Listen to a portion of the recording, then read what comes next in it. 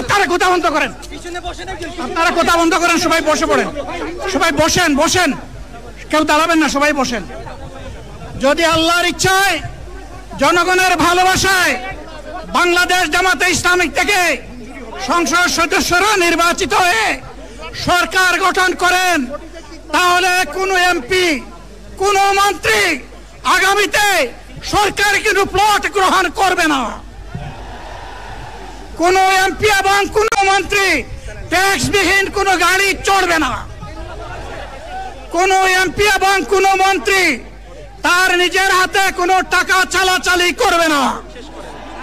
কোন এমপি এবং কোন মন্ত্রী যদি তার নির্দিষ্ট কোনো কাজের জন্য বরাদ্দ পেয়ে থাকেন, কাজ শেষ হওয়ার সাথে সাথে বাংলাদেশের 18 কোটি মানুষের কাছে তারা তার প্রতিবেদন তুলে ধরতে বাধ্য হবে। সম্মানিত বন্ধুগণ, চাঁদা আমরা নিব না, দুর্নীতি আমরা করব না, চাঁদা আমরা নিতে দেব না, দুর্নীতি আমরা সহ্য করব না। এই বাংলাদেশটাই আমরা দেখতে চাই।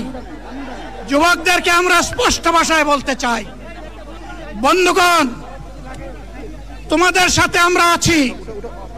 আমি আজকে জামাতের আমির হিসাবে এখানে কথা বলতে আসিনি।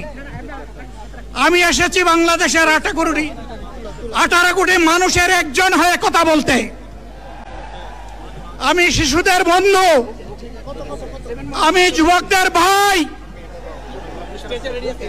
আমি বয়স্কদের সহযোদ্ধা, আমার বোনদের আমি ভাই।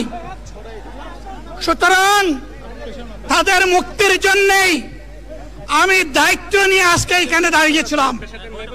আল্লাহর ইচ্ছা শরীর আমাকে সাময়িকভাবে সহযোগিতা করে নাই, এটাও আল্লাহর ইচ্ছা যে এখন আল্লাহ আমাকে কথা বলার সুযোগ দিচ্ছেন।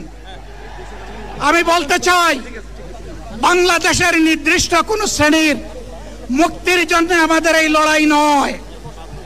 রাস্তার একজন পরিচ্ছন্নতা কর্মী, চা বাগানের একজন শ্রমিক,